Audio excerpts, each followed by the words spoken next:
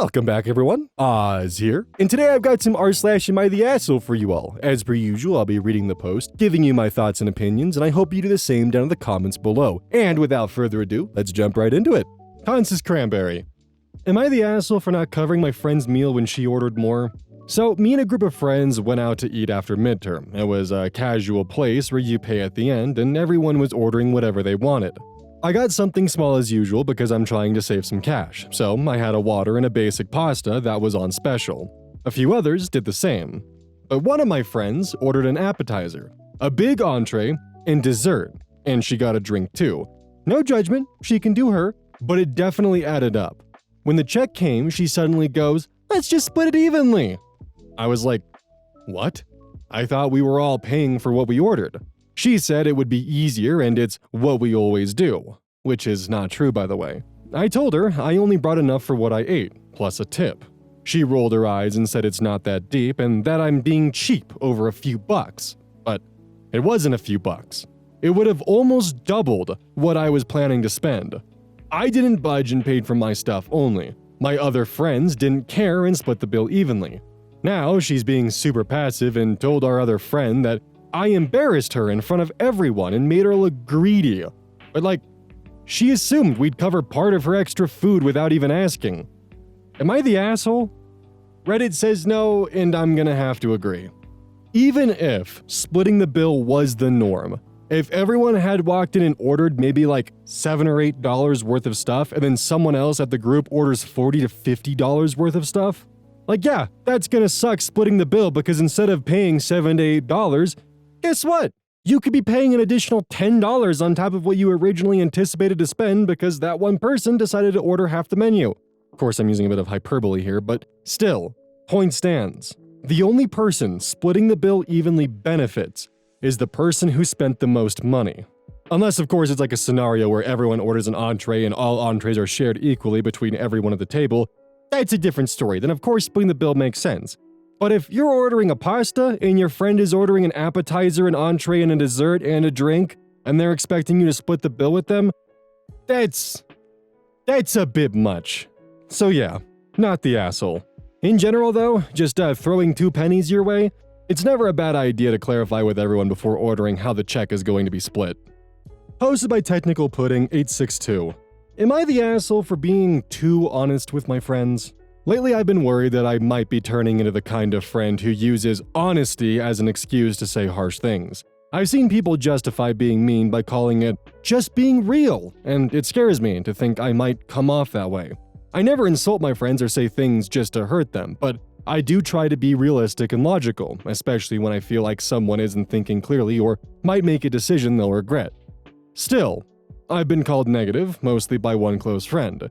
We used to be best friends, and although we've drifted a little, we're still very close. It didn't bother me much until a recent fight. We're both 19, and out of nowhere, she told our friend group that she had asked her mom to start finding potential rishtas, marriage proposals. I was surprised. She's always talked about wanting to get married, but I assumed it would be after we graduated university. We haven't even finished 13th grade yet, so my response was simply, "Why do you want to get married right now?" She started arguing that she's not getting married immediately, just planning to get engaged within a year. She called me negative, told her other friend to talk to her privately, and basically shut me out of the conversation. That's when I got a little aggressive in response and lashed out at her. We haven't talked properly since. We met once in a group setting and she tried telling us about a rishta she received from a 25-year-old in the group chat after we met IRL. I had calmed down by then, but didn't know what to say and waited for our other friend to reply first. When she did, my friend said to her, "Should have just told you privately." I got pissed off and replied, "Should have then." And then the conversation ended there. We didn't talk for a while. Her rishta got finalized, as in she's gonna marry this 25-year-old. So I sent her a message saying, "I know we aren't on the best of terms right now, but congrats. I'm happy for you." I'm not, I think this is a horrible decision, but everyone told me to shut the fuck up and just be happy about it in front of her. She replied, "Thank you," and we haven't talked since then. I realized she removed me from her close friends too, and we actively ignore each other on the group chat. I've been on vacation, so we haven't hung out IRL since then. I don't know if I'm just the asshole friend who uses honesty to be an asshole. I certainly feel like it right now. A part of me feels like she should have expected this reaction from me, knowing how anti-marriage I am, especially young marriages with an age gap. But a part of me feels like, being her close friend, I should have just supported her and not tried to be logical or realistic, but I feel like I'm going crazy with how everyone is acting like this is normal. I know it's normal in Pakistan, but marriage has ruined the life of every woman me and her know, so it's crazy she wants this. Or am I just an asshole who can't be happy for a friend? I don't know. This one is gonna be tricky because not only is there the cultural difference attached to this, but I understand what OP's dealing with here because I've been in this state and I've had to learn some pretty harsh real-life lessons really quickly. A lot of the times when people tell you good news that you actually find to be, well, bad news, they're more of just looking for blanket support and, a double thumbs up and a good for you. A soft white lie to make them feel valid in their decision. They're not looking to be confronted about their choices in life, especially not to be confronted in front of their other friends, and now there's the massive question about that. That would probably be my guess as to why it went so poorly is because you dared to ask a question in front of the other friends? Which, mind you, I don't think you're an asshole for asking that question. I don't think you're being a contrarian asshole that uses honesty to mask their asshole nature. I actually think that's a pretty valid question to ask someone who, out of nowhere, is now looking to get engaged. But that question probably would have been more constructive being posed in private instead of in front of everyone, because rather than having an honest conversation, it's putting her in a very, I need to justify my actions now, so she's gonna be on edge, and less likely to listen to any kind of input or perhaps a conversation surrounding it. I don't know. To be honest, I'm kind of just spitballing and letting my brain just kind of ramble on about what I think might be going on here, but feel free to either correct me or to put your own opinions in the comments because, again, that is highly encouraged. Not only do I have the opportunity to learn from my mistakes, but it also helps the channel out, so it's a win-win. But what's your opinion on this scenario? How do you feel about how OP approached this? Are they just being an honest asshole, or was that a valid question to ask?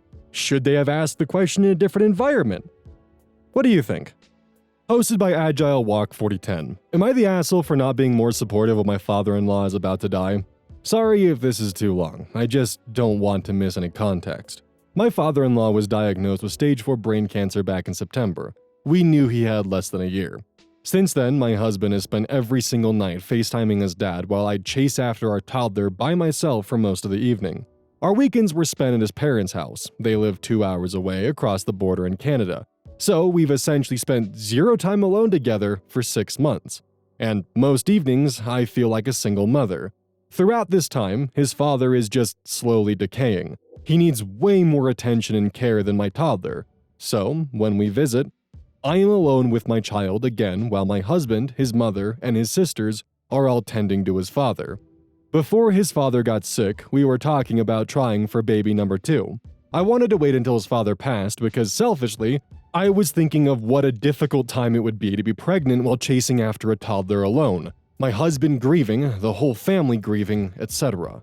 My reasoning to my husband was I didn't want him to feel torn between 2 families, and when I'm pregnant, I will need him with us. But right now, his father needs him. He insisted everything would be fine, and finally, I caved and got pregnant in January.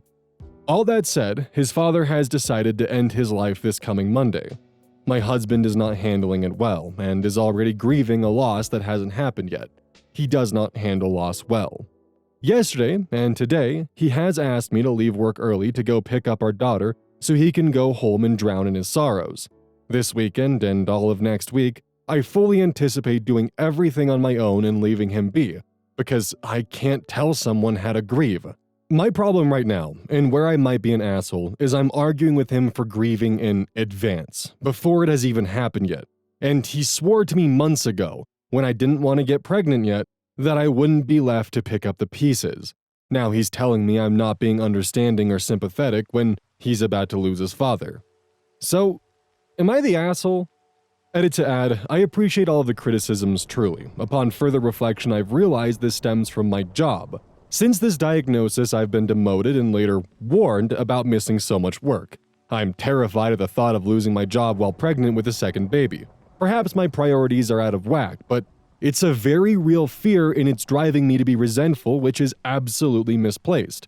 I'm not going to bash my husband, but we have literally argued about me feeling sick due to pregnancy and not watching our daughter closely enough while he's on a father time call. Little things like this have also played a role in my anxiety and stress. Also, I didn't include any notes of having sympathy overall for my husband, my in-laws, or my dear father-in-law because I didn't think it was relevant to the question I was posing. I guess my tone made me sound a lot worse. So overall, Reddit actually agreed that this was a no assholes here post, and I'm in the same boat. This is just a complicated MLB fastball that life has decided to throw towards a little league player. Sometimes you just gotta buckle in and do what you can do, and it sounds like that's what everyone's doing here.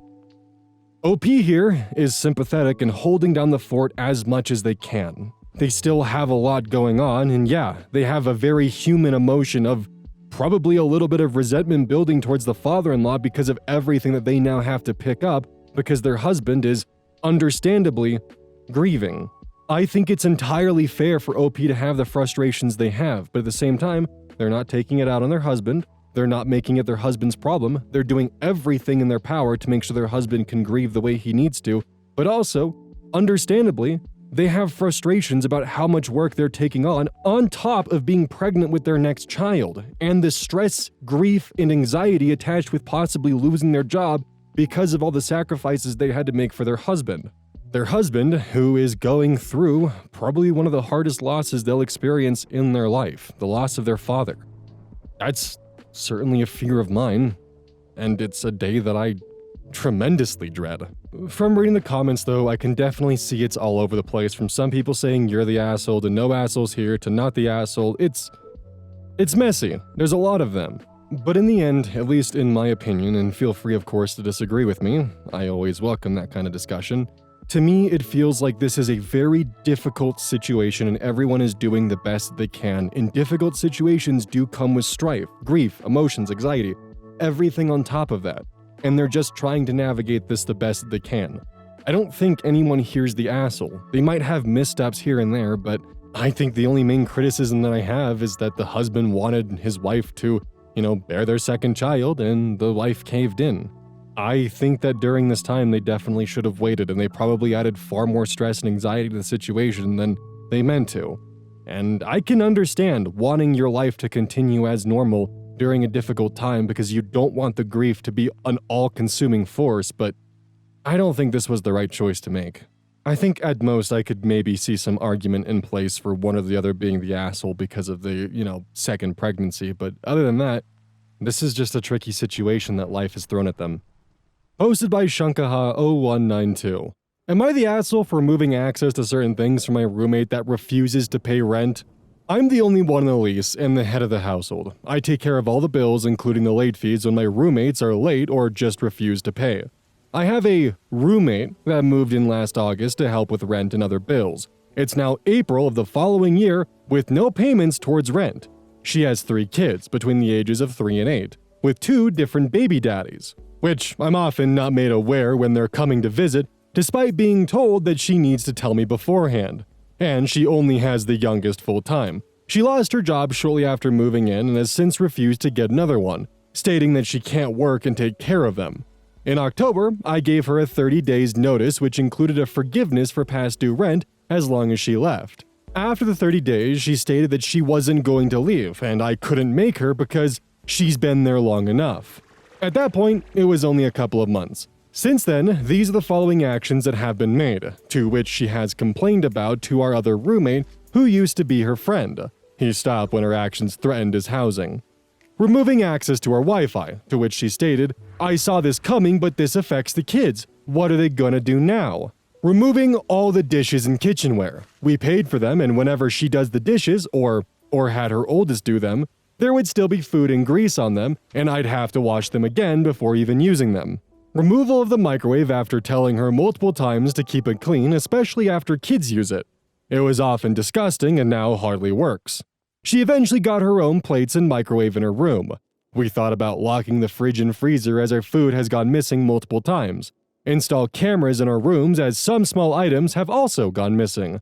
Since her refusal to move out, she's been banned from Dollar General due to theft, refusing to find work or follow the rules, has more than tripled our electricity, which was $30 prior to her moving in, and almost $200 in the winter, won't contribute to anything, and we had to have a fourth roommate move in, which we don't have the space for, just to cover her rent. My landlord is aware and refuses to take action. I believe that when you have kids, they are entirely your responsibility. They are also the only reason I didn't take further actions to have her removed in the winter. Due to the kids being involved, it has made me feel bad when pursuing actions and has been the main reason for the delay of said actions. However, they can't be used as a crutch to guilt trip people into allowing you to do whatever you want, and the freeloader has absolutely no remorse for her actions.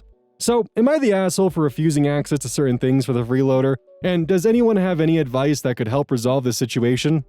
Now, Reddit has deemed this person the asshole, but that's only because they haven't evicted them yet. In the comments, they did actually explain that they just do not have the resources to properly evict them, and that getting a lawyer or, getting the police involved hasn't worked because they either can't afford the lawyer or the police refer to this as being a civil matter. So, this has been their only resort, especially because the landlord won't do anything. OP is also disabled and, can't move out because medical debt has since crippled their credit score. So they can't move out unless they have 12 months of advance to be accepted any place. So they're stuck in a rock and a hard place. So I don't agree with them being the asshole with me having additional information that Redditors previously did not have. I still would not agree with the asshole rating, even without that information. But hey, this sub is just fucking weird sometimes.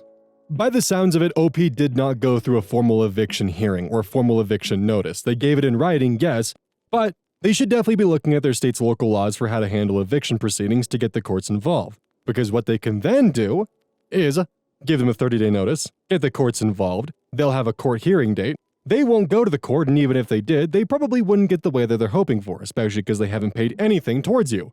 Then what will happen is they will have a formal eviction given by the judge, and then the police can get involved. Now, it might vary state to state, but that's the general thing that OP's probably going to want to look at.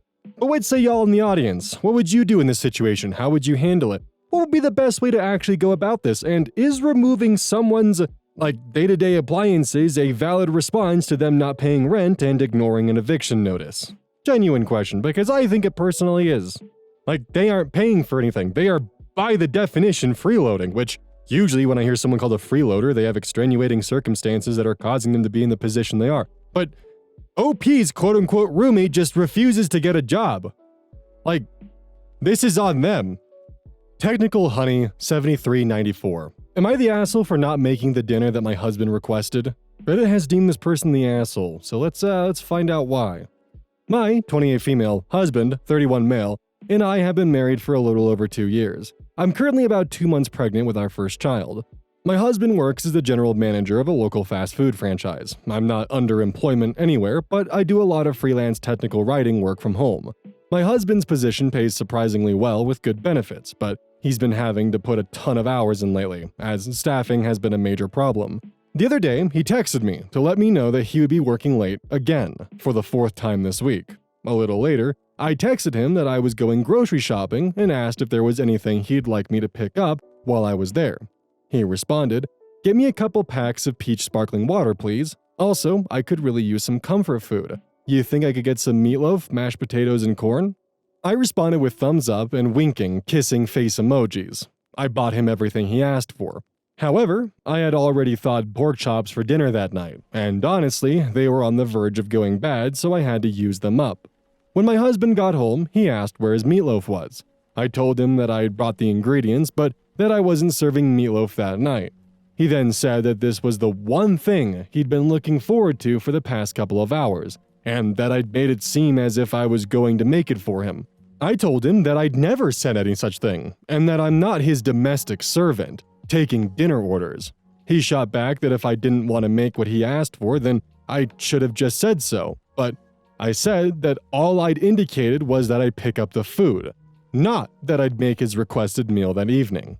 The whole thing could probably be written off as a miscommunication, but honestly, I'm angry that my husband seems to assume that I'm at his beck and call to make whatever meal he wants, and he's angry that I apparently can't do one nice thing for him when he asks. Who's the asshole? I would have said gentle, you're the asshole, or maybe even no assholes here, just a miscommunication if it wasn't for the final paragraph. The final paragraph just kind of gives me the wrong vibes. Can't fully explain it. But what I will say in general about this is that if I texted my significant other while I was working that I could really use some comfort food and asked them to pick up some meatloaf, mashed potatoes, and corn, and they replied back with winking and kissing face emojis and a thumbs up, I'd think when I got home I'd get the comfort food. Like, that is what to me appears to have been communicated in this instance. So then, getting excited that I get comfort food after a long day of work, then I get home, see there is no meatloaf that would have been the comfort food, I ask where the meatloaf is, and then I'm accused of expecting my wife to be a domestic servant and being at her beck and call. But yeah, if she had no intention of making the food, she should have just texted, I will pick those up, but tonight we're doing a pork chop because I already have it thawing. And again, if it wasn't for the final paragraph, I would have very happily just labeled this as a miscommunication and to be more clear with your communication in the future, but it's because of the final paragraph that I just feel icked by it. Because this is a miscommunication that happened, but OP's reaction to the miscommunication is, I'm angry that my husband thinks I'm at his beck and call. When because of the quote-unquote miscommunication, it did sound like you were going to make him the food that he wanted. But hey, maybe I'm wrong, and I misread the situation in its entirety, and if that's the case, please don't hesitate to comment and correct me. Posted by Tampon Saver. Am I the asshole for telling my brother-in-law to stop picking on my kids or he's not coming on vacation? I have 3 kids. Rob, 16 female, Lisa, 14 female, Anne, 9 female. Lisa is autistic, and her special interest is Taylor Swift. Rob and Anne go along with it and indulge her. They're good kids, who care and support each other, and Rob, and yes, Anne, get attention and support for their interests too. My brother-in-law Hector's entire personality is trying to rile people. You know, the whole, it's just a joke, bro. Super childish, but whatever, he's family. Except my husband is out of the country, so I guess he thinks he gets to do whatever he wants. A few weeks ago, he started needling at Lisa by making fun of Taylor Swift using lots of childish name-calling words, intentionally using the wrong word for fans and stuff. Just really immature kid stuff. Lisa knows that not everyone likes Taylor Swift and some people even hate her. One of her best friends hates her. She's not unable to hear different opinions. She has her own, and I'm sure she'd love to share with you all if you had 4 hours to spare. He would say, well, Swiffers did XYZ. And she would say, Uncle Hector, it's Swifties. And he would say it again to needle at her. Rob was in the room. I was not. Rob said to him, why do you keep using the wrong word? She told you to use the right word. Hector said he can say whatever he wants and to cry about it. Rob said, it seems like you're just going out of your way to upset Lisa. Rob asked her to finish what she was talking about and to ignore Hector. This is when I came into the room, and Hector waved to the kids and said, Roberta's getting real mad that someone's joking about mother, ? I wasn't in the room, so I didn't hear the comment about me, and Rob said I wouldn't get it. Before I could say anything, Rob said, Bro, did you really just call me a girl's name? Are you 12? I put my hands up and said, okay, enough. Hector, stop. He said I'm raising soft kids who can't take a joke. I said he's being so effing rude and that he wouldn't be acting like this if my husband was home. I said that if he wants to still go with us to Colorado in the summer, like we are planning, he has to stop now or he's not coming. This set him off, and he said I had no right to do that. Yes, I do. And that I'm being a controlling yak over Taylor Swift. I said, no, fuck Taylor Swift. This is about you being mean to your niece because her dad isn't home.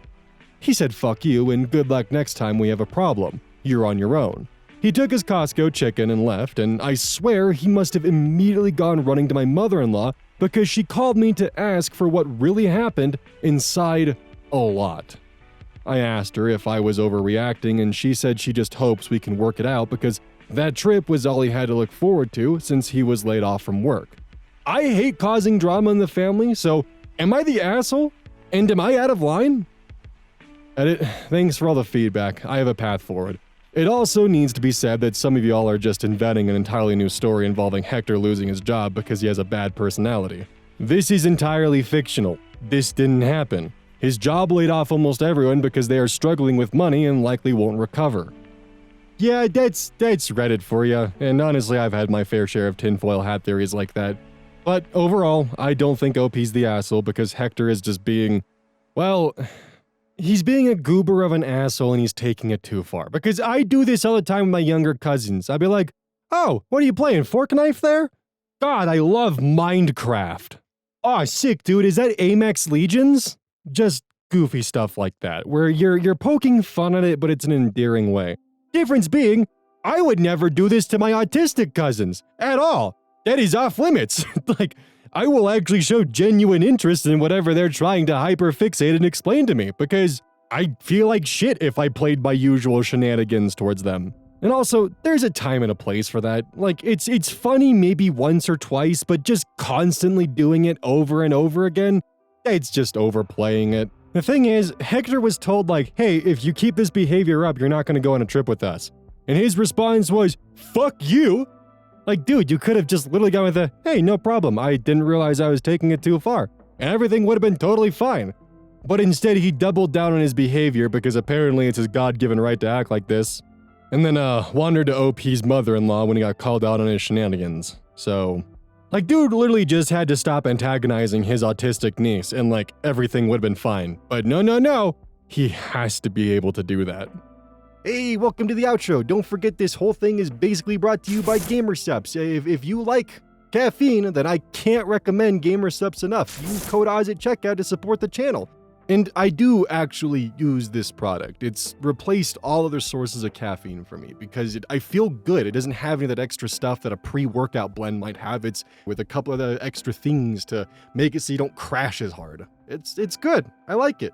Personally, if you really want a good flavor, try the Soda Pressing Pear or even the Dragon Fruit Punch. Those two are my personal favorites right now.